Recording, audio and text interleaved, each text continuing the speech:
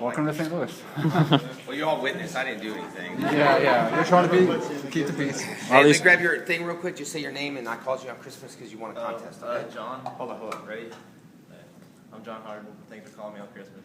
How'd you get a call? I put. You just said put your number or something. I don't really remember. And Yeah, I do. Me and Jenna were doing it on Christmas time. And you called me and I said, "Who's this?" And I'm like, "Yeah, right." You know. Yeah. It was you. You know. Awesome, buddy. Welcome to JDS VIP. Ready? And I'll just pan around and get everybody shot. Okay? Here we go. JDS. I thought you were going to say it. Like this. Watch. No, I thought you were going. I thought you were going to say it. Here we go. Welcome to JDF VIP meet and greet. Yeah. All right. Good deal. All right, guys. Well, now we can get down to some questions, and hopefully I'll have the answers for you all.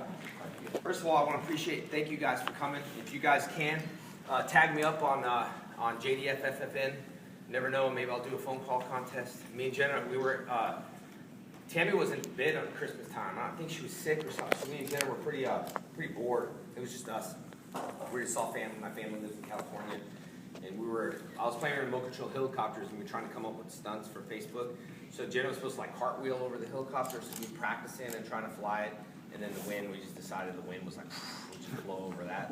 Then I did the little doll talk with Anderson Silva because I knew he was fighting. And then we were calling people. And but yeah, we did get people like, yeah, right, this is him. Come on. Can't you tell my voice anyway? But yeah, we did that. So stay tuned to my Facebook page, also the J. State Frank official fan page. I got zippers back here. How many times my zipper's been open? It's embarrassing.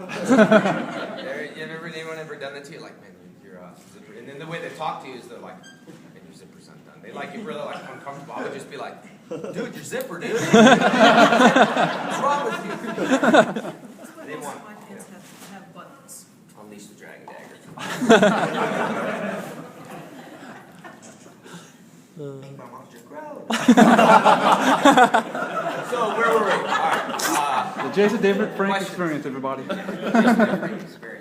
First of all, I love doing these VIPs. Originally, it started because New York Comic Con was super huge lines, and I really like to have little smaller, intimate VIPs. And my whole purpose behind the VIP was is to kind of motivate people and stuff like that. So hopefully you can walk away with the question. And I can't even think. What was wrong with him? He was upset. Why? He said something that was said. Not by him. Who upset the guy?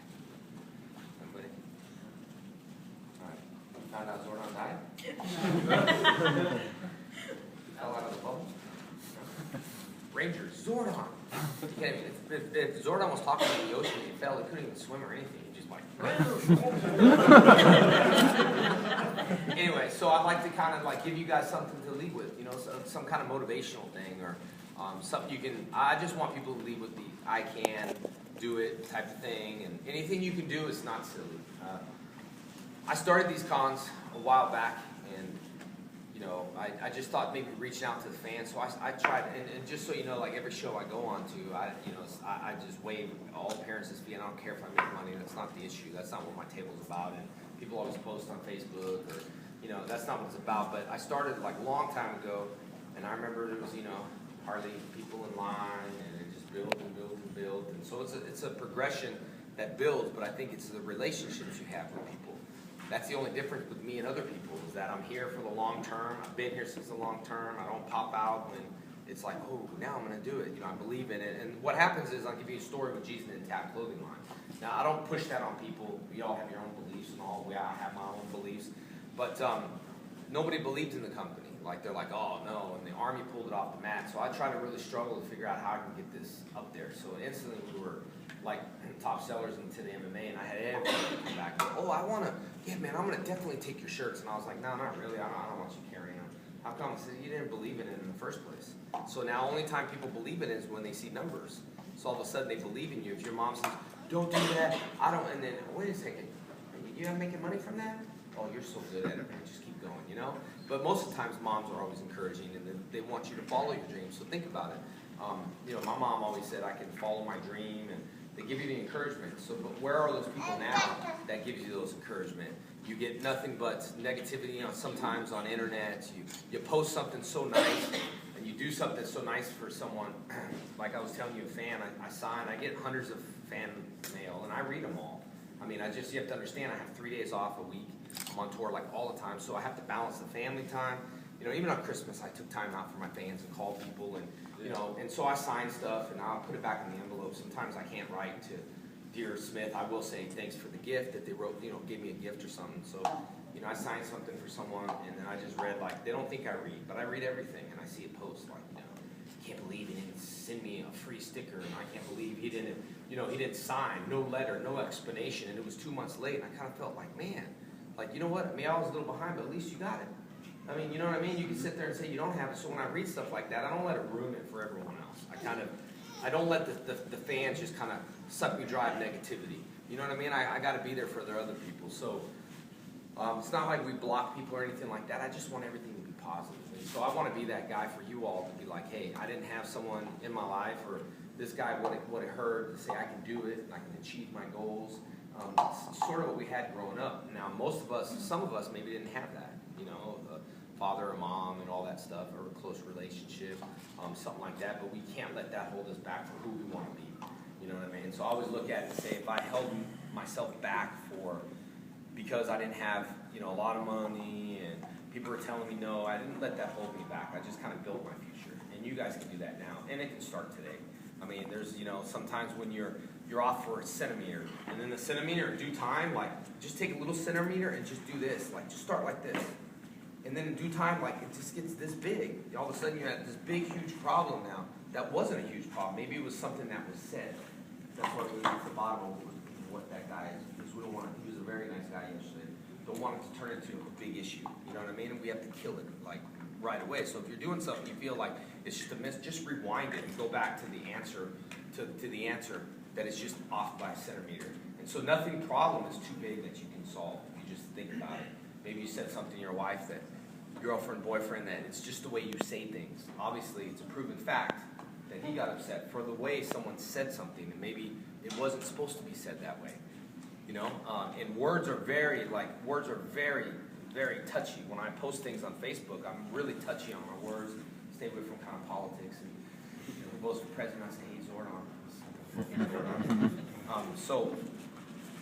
Anyway, that's kind of what I like y'all to get away with, just something like that. But I know we'll do some Power Ranger questions, fight questions, any other questions y'all have that I can answer for you. I just want to put that in your head, so now I can feel like something was accomplished over a VIP versus just, you know, and you leave kind of like, that's why I don't, do we have that guy's name? I don't worry about it. It's gonna be at the co-op. I don't worry about it. I don't want to complain or feeling something, you know. Martial arts is like that. When kids quit, there's always a reason why they're quitting. Parents are like, we'll just quit. No, there's a reason why. They either caught on to its responsibility, they caught on to being in trouble by the sensei, give me 10 push-ups, or you weren't listening at home. The kids catch on to this, oh, karate is this responsibility thing, if you're learning right, unless you're at a Cobra Kai school. But, you know, and they catch on, so there's a reason why. And if you don't get that, you know, I tell parents, I'm like, what's the big deal? I'm like, the big deal is because your kid probably did something that he can't do. Your kid probably did something that he can't do. And now he's going to go away with that one thing that will haunt him for the rest of his life. And even though it might be a self-esteem thing, it might be people were laughing at me, or it's just too hard, and they stop. That's why I never stop and never give up. Nothing's too hard. Just keep going through it. You know, yes? You see what I'm saying? It's kind of baby talk. So let's start some questions that y'all have. Some questions. Yes. Before we start, thank you for coming out. Thank you. What was one of your most memorable moments from Power Rangers, and then after that from like a convention? So one of each. My most memorable, in regards to the cons, this is what I'm saying. Everybody told me I wasn't going to have fan base. Every agent, everybody said New York Comic Con is just, you don't have the fan base in New York Comic Con. I believe in myself. I paid my own way, even like Wizard World to come. Tickets, hotels, I believe in y'all. So I believe that I'm going to have a fan base. So I believed in myself, in New York. I only had to schedule 1 hour to signing, so they let me, and they said, okay, fine. We don't know if you have a fan base. We'll let you come and go from there. So I started almost doubting myself too. I told Tammy, let's go to New York, and all else fails, we'll have a nice trip, and we'll go do this hour. So when I got to the New York Comic Con, there was nobody in my line, and that's like the worst feeling. But this is the answer to it. So I was like, let's just go do this. Let's just have fun in the city. And I was like, okay. They gave me an hour. I was like, all right. So what do I do? And I said, I don't have anybody in line. They're like, oh, that's not your line. This is your line. And it just went, rah, and I started seeing Green Ranger shirts, and the line went for 6 hours straight. It was the hugest line, and I have videos on YouTube. It's just the craziest